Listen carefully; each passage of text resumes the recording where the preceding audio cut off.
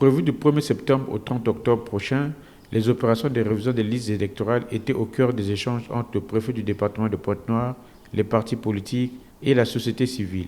Rencontre qui a permis aux patrons du dit département d'apporter des éclaircissements sur le déroulé de ces opérations qui s'inscrivent dans le droit fil de la présidentielle de mars 2026.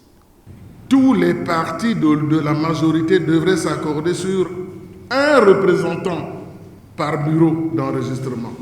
Tout comme tous les partis de l'opposition devraient s'accorder sur un représentant dans chacun des bureaux d'enregistrement. De même que les partis du centre devraient aussi s'accorder sur un représentant par bureau d'enregistrement. Luandili a 17 bureaux d'enregistrement. Mongopuku, 35 bureaux d'enregistrement.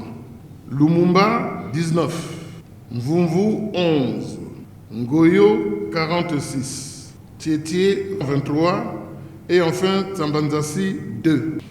Au terme de cette réunion, un des membres de l'Union des démocrates et humanistes, Yuki, s'est dit satisfait de cette rencontre, tout en condamnant le délai jugé trop court pour s'organiser au sein des organes politiques. La communication était axée sur l'organisation de la révision des listes électorales.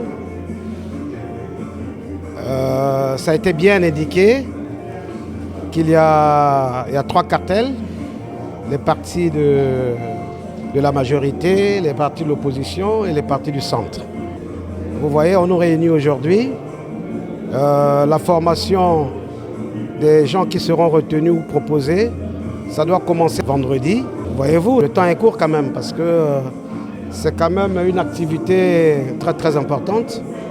Pourquoi? Parce qu'on peut avoir à retenir les membres qui doivent participer, mais ils peuvent avoir des obligations sociales. Au total, 153 bureaux d'enregistrement à Pointe-Noire et à Tchamandassi ont été retenus par le ministère de l'Intérieur.